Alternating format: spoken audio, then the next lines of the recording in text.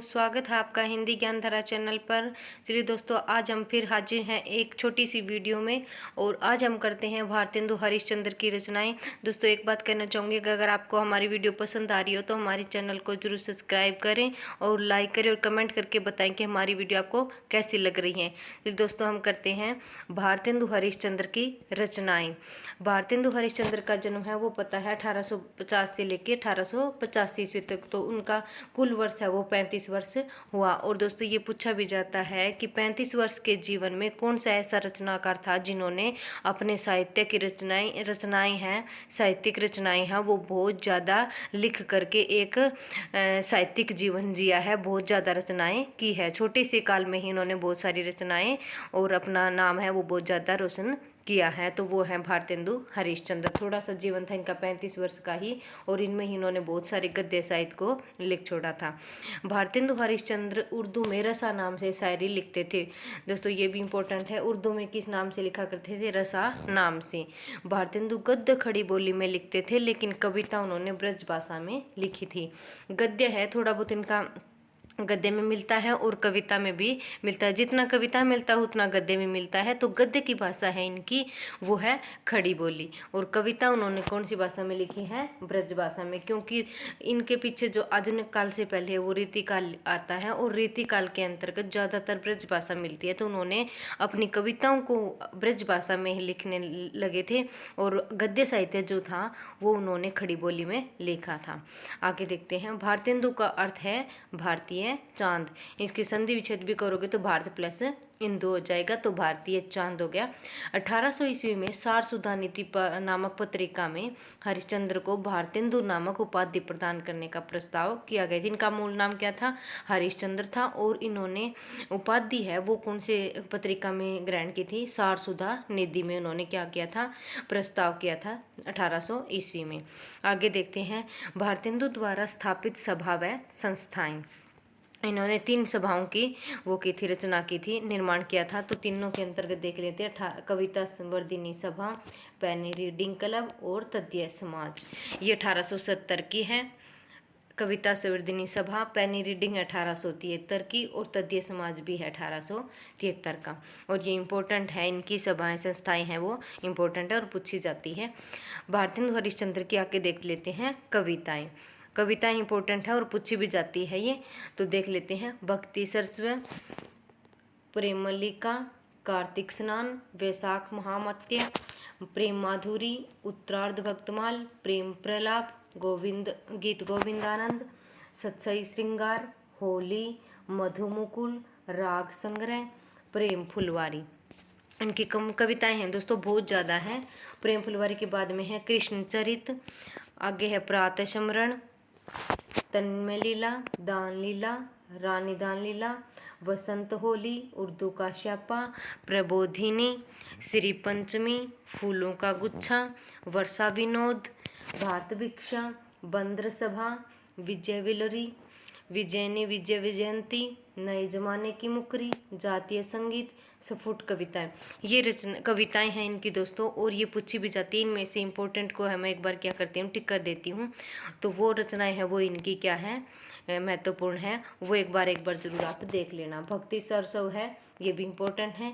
प्रेम मल्लिका है, ये भी इम्पोर्टेंट है। कार्तिक स्नान है, और वैशाख मात्य है, प्रेम माधुरी है, उत्तरार्ध भक्तमाल भी है, और सत्सई श्रृंगार है, एक है होली है। होली भारतेंदु हरिश्चंद्र की है, और एक आती है होली है, होली है, ये है प्रताप नारायण मिश्र की, और ये भी इम्पोर्टेंट है और बहुत बार पूछी भी जाती है। आगे है राग संग्रह, भी इम्पोर्टेंट है इनका, और राग संग्रह है, प्रेम फुलवारी है, तन्मय लीला है, दान लीला है, ये इम्पोर्टेंट है इनकी। आगे है उर्दू का श्यापा, भी इम्पोर्टेंट है। फूलों को गुच्छा है, जो कि खड़ी बोली के अंतर्गत आता है। फूलों का गुच्छा है वो कौन सी बोली में है? खड़ी बोली में है। आगे है वर्षा विनोद, इम्पोर्टेंट है।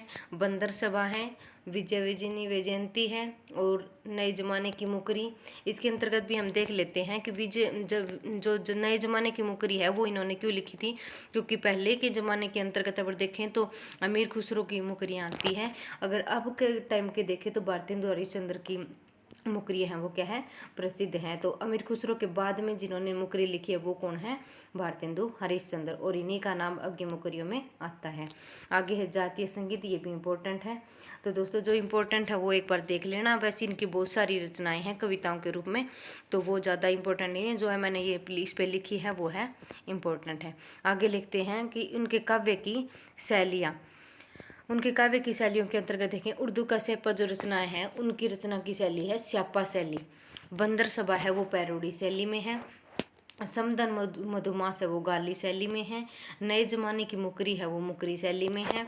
वर्षा विनोद है वो लावणी शैली में है। प्रातः स्मरण है वो प्यार शैली में है। और रानी छद्म लीला जो रचना है इनकी वो है प्रबंध गीति रचना है। इसके आगे है वो जो लिख रखा है वो है उनकी शैली है। जैसे उर्दू का स्यापा है तो आगे लिख रखा है ये क्या है, इनकी शैली है, और ये पूछी भी जाती है। उर्दू का स्यापा पूछी गई है एक बार, बंदर सभा भी पूछी गई है, और ये नए जमाने की मुकरी ये रचना भी पूछी जाती है। तो दोस्तों ये भी ध्यान रखना है हमें। भारतेंदु हरिश्चंद्र के नाटक देख लेते हैं। इसके अंतर्गत वीडियो के अंतर्गत मैंने जितने भी भारतेंदु हरिश्चंद्र की रचनाएं हैं, जो चाहे वो नाटक विधा में हो या फिर कविता विधा में हो, सब विधा के अंतर्गत जितनी भी इन्होंने रचनाएं की है वो सारी इसके अंदर शामिल की हैं। तो देख लेते हैं आगे भारतेंदु हरिश्चंद्र के नाटक। नाटक के अंतर्गत पहले है इन्होंने दो प्रकार के नाटक लिखे हैं, एक मौलिक नाटक और एक अनुदित नाटक। तो पहले इन्होंने जो मौलिक नाटक लिखे हैं वो देख लेते हैं। मौलिक नाटक के अंतर्गत है वैदिक हिंसा ने भौती, जो ये इनका पहला नाटक है। विषय विशोषदम है, ये है क्या है, बाण है। ये इनके आगे इनके प्रकृति बताई हुई कि कौन सी प्रहसन है और कौन सा बाण है, ऐसे कुछ पूछा भी जाता है परीक्षा में कि ये कौन सी विधा में आती है, तो नाटक विधा में ये कौन सा है, प्रहसन है। विषय विशोषदम बाण है। प्रेम जोगिनी क्या है, नाटिका है। चंद्रावली है वो भी नाटिका है। भारत दशा है वो क्या है, लास्य रूपक है। नील देवी है वो कौन सी है, गीति रूपक है। अंधेर नगरी है एक इनका प्रश्न है। और सती प्रताप है वो पुरानी नाटक है। इनमें से भारत दशा और अंधेर नगरी है वो दोनों हमारे किस में लगे हुए हैं, पाठ्यक्रम के अंतर्गत लगे हुए हैं। और इनके रचना काल है वो भी हमें क्या रखना है, ध्यान रखना है। आगे आते हैं अनुदित नाटक। वो ऊपर वाले के क्या थे, मौलिक नाटक थे, और अब हम कर रहे हैं अनुदित नाटक। अनुदित नाटक जो वो होते हैं जो किसी दूसरे के अनुवाद हो, जो किसी ने दूसरे नाटक लिख दिया और वो अपने आप किसी के अनुवाद कर रहा हूँ, वो है अनुदित नाटक। रत्नावली नाटिका है इसके अंतर्गत। विद्या सुंदर नाटक है। पाखंड विडम्बन है रूपक। धनंजय विजय है व्यायोग। मुद्रा राक्षस नाटक है। दुर्लभ बंधु नाटक है। और कुरपुर मंजरी है सटक है। सत्य हरिश्चंद्र है वो भी नाटक है। भारत जननी है वो है ओपेरा नाटक। और ये भी पूछे जाते हैं कि इनकी विधा कौन सी है, नाटक है या नाटिका है। नाटक के अंतर्गत अनेक प्रकार के अंग है इनके अंतर्गत, तो वो पूछे जाते हैं कि इनका कौन सा नाटक का अंग है। तो इसके अंतर्गत भारत जननी है ओपेरा नाटक है, और ये पूछे जाते हैं। आगे हैं भारतेंदु हरिश्चंद्र के निबंध। आगे ये निबंध है वो भी इम्पोर्टेंट है और बहुत बार परीक्षाओं के अंतर्गत पूछे जाते हैं। भारतेंदु हरिश्चंद्र के निबंध है वो बहुत ही महत्वपूर्ण हैं। देखते हैं इसके अंदर कौन से नाटक निबंध हैं इनके। रामायण का मास में, ये एक बार परीक्षा में पूछा भी गया है। आगे है काशी मणिकर्णिका। मणिकर्ण का एक और कवि की भी है, आप बताना हमें कमेंट करके कि ये किसकी है।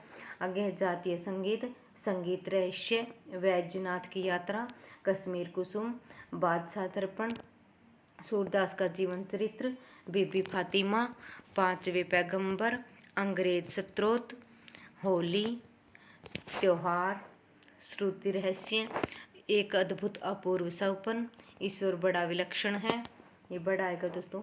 स्वर्ग में विचार सभा, भारतवर्ष उन्नति कैसे हो सकती है। तो ये थे इनके निबंध। और आगे देखते हैं नाटक आलोचना है, जो कि नाटक के बाद में आलोचना विधा आती इनकी। तो इनकी आलोचना के अंतर्गत हमारा इनका एक ही आलोचना है वो है नाटक नाम से।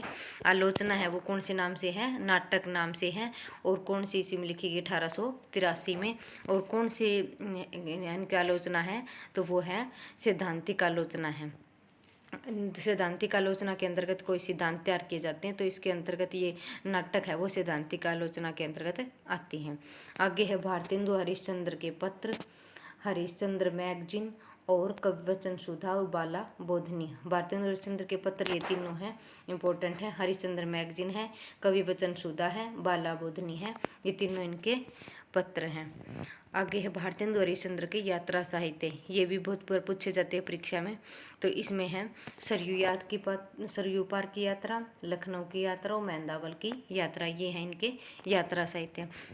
तो दोस्तों ये थे भारतेंदु हरिश्चंद्र की जितनी भी रचनाएं हैं वो हमने इसमें शामिल की हैं।